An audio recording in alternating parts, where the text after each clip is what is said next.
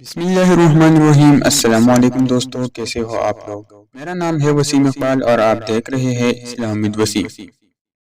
حضور اکرم صلی اللہ علیہ وسلم بازار کی طرف جا رہے تھے۔ جیب میں صرف 8 درہم تھے۔ راستے میں ایک ضعیف عورت بیٹی رو رہی تھی۔ آپ صلی اللہ علیہ وسلم رک گئے، اس کے قریب پہنچے اور اس کے غم میں شریک ہونے کے لیے اس سے پوچھا، بڑی بی کیوں رو رہی ہو؟ کیا حادثہ پیش آیا ہے؟ بی بی نے 2 درہم دے کر سودا لینے کو بھیجا تھا۔ وہ درہم راستے میں کہیں گر گئے، اب وہ کیا خیال کرے گی؟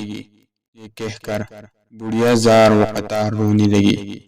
آپ صلی اللہ علیہ وسلم نے جیب سے 2 درہم نکالے، بڑھیا کے ہاتھ پر رکھ کے اور اس کو تسلی دیتے ہوئے آگے بڑھ گئے۔ بازار پہنچ کر اللہ کے رسول صلی اللہ علیہ وسلم نے 2 درہم میں ایک قمیص خریدی اور واپس ہو گئے۔ واپسی میں کیا دیکھتے ہیں کہ ایک فقیر بالکل ننگا کڑا ہے، پھٹا پرانا چٹلا ٹانگوں پر باندھ رکھا ہے اور صدا لگا رہا ہے، جو مجھے پہنائے گا اللہ اسے جنت کا جوڑا عطا فرمائے گا۔ آپ صلی اللہ علیہ وسلم ذرا رکے، فقیر نے پھر صدا لگائی، جو مجھے پہنائے گا اللہ اسے جنت کا جوڑا عطا فرمائے گا۔ آپ صلی اللہ علیہ وسلم نے وہ قمیض اسی وقت اس فقیر کو پہنا دی اور پھر بازار کی طرف چل گئے۔ وہاں جا کر آپ صلی اللہ علیہ وسلم نے دوسری قمیص 2 درہم میں خریدی اور اپنے گھر کے لیے واپس ہوئی۔ دیکھا کہ راستے میں پھر وہی بڑھیا کڑی رو رہی ہے۔ دریافت فرمایا، بڑی بھی اب کیا بات ہے؟ وہ بوڑھی عورت بولی، یا رسول اللہ، میرے ماں باپ آپ پر قربان، میں کہاں تک آپ صلی اللہ علیہ وسلم کو پریشان کروں؟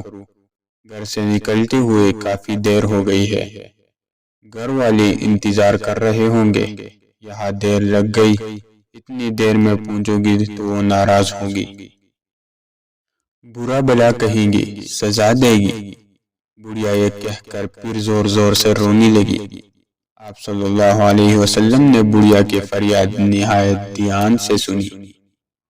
بڑھیا پر بڑا ترس آیا، اسے تشفی دی اور فرمایا، چلو میں تمہارے ساتھ چلتا ہوں۔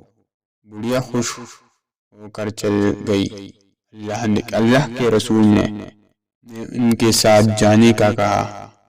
تھوڑی ہی دور گئے تھے کہ کچھ انصار کے گھر نظر آئی۔ بڑھیا نے رسول اللہ صلی اللہ علیہ وسلم کو بتایا، میں انہی گھروں میں کام کرتی ہوں، ان گھروں کے مرد باہر گئے ہوئے ہیں، گھر میں صرف عورتیں ہی ہے۔ آپ صلی اللہ علیہ وسلم گھروں کے قریب پہنچے اور ذرا بلند آواز سے کہا، اے بیویوں، السلام علیکم۔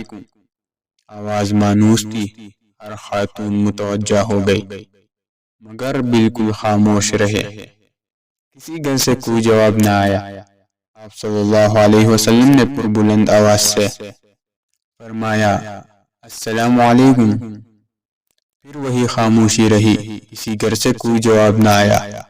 خواتین دروازوں کے قریب آ گئی اور مشتاق تھے کہ وہ دل نواز آواز پھر آئے۔ اللہ کے رسول صلی اللہ علیہ وسلم نے تیسری بار پھر ذرا بلند آواز سے کہا، اے بیویوں، السلام علیکم۔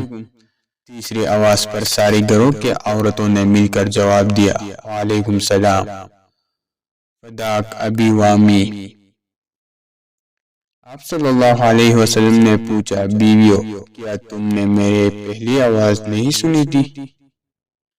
یا رسول اللہ، ہم نے آپ کا پہلا ہی سلام سن لیا تھا اور آپ کی آواز پہچان لی تھی، لیکن جواب اس لیے نہیں دیا کہ آپ کی زبان مبارک سے سلامتی اور رحمت و برکت کی دعائیں ہم اور ہمارے بچے بار بار سنیں۔ عورتوں نے عقیدت و ارادت کا اظہار کرتے ہوئے کہا، اللہ کے رسول مسکرا دیے، پھر فرمایا، یہ تمہاری خادمہ ڈر رہی ہے۔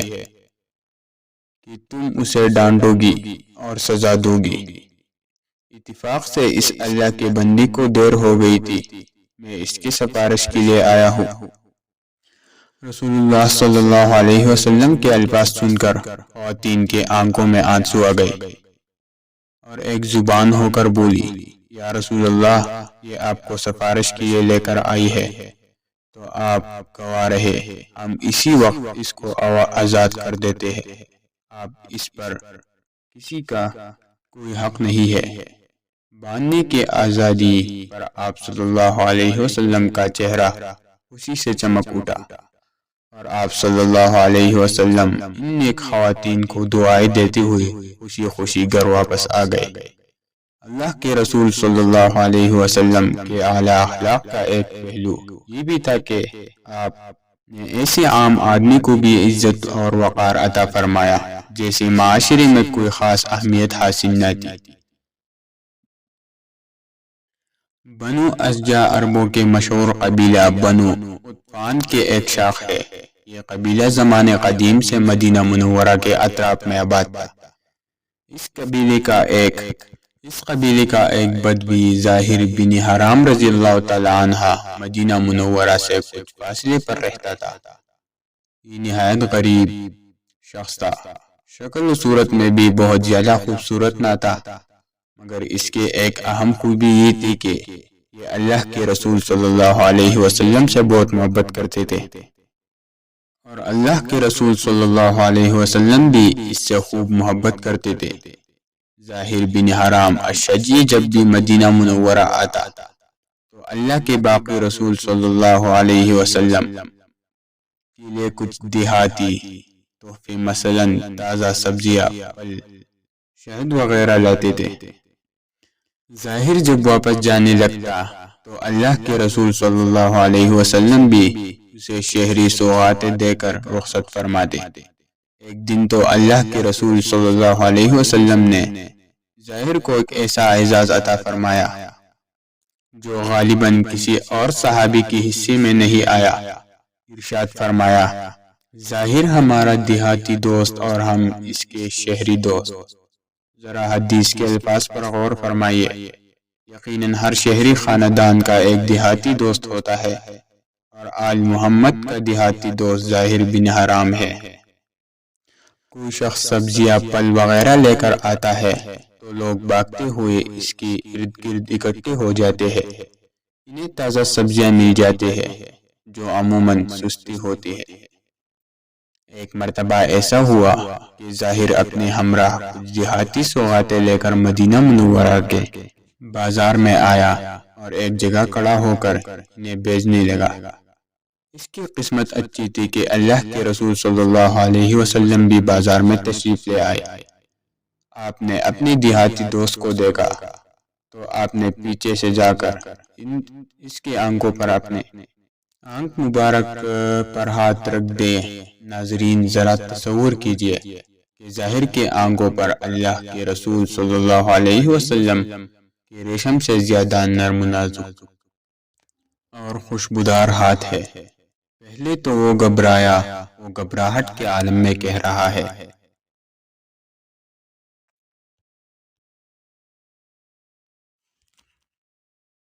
کون ہے بھائی؟ میرے آنکھوں پر کس نے ہاتھ رکھ دیے ہے؟ لیکن جب اس نے اللہ کے رسول صلی اللہ علیہ وسلم کی مبارک ہاتھوں کی نزاکت کو محسوس کیا اور آپ کی خوشبو سونگھ لی تو اسے معلوم ہو گیا کہ اس کے پیچھے تو کائنات کی امام کھڑے ہیں۔ اس نے موقع غنیمت جانا اور اپنی پشت کو اللہ کے رسول صلی اللہ علیہ وسلم کے سینے سے ملنا شروع کر دیا۔ اللہ کے رسول نے محبت بھرے انداز میں فرمایا، لوگوں، کون ہے جو اس غلام کو خریدے؟ ظاہر نے بھی بہت بڑے انداز میں عرض کیا، یا رسول اللہ، مجھ جیسے کالے کلوٹے دیہاتی کو کوئی خرید کیا کرے گا؟ وہ تو بڑے خسارے کا سودا کرے گا، میری تو قدر و قیمت ہی کوئی نہیں، میں تو بیکار آدمی ہوں۔ آپ نے جواب میں ارشاد فرمایا، پیارے، ایسا نہ کہو، کیا تمہیں کسی نے کہا ہے کہ تمہاری کوئی قدر و قیمت نہیں، تم اللہ کے ہاں بیکار نہیں ہو، تم اللہ اور اس کے رسول صلی اللہ علیہ وسلم سے محبت کرنے والوں ہو، اس لیے تم اللہ کے ہاں بڑے قیمت کی ہو۔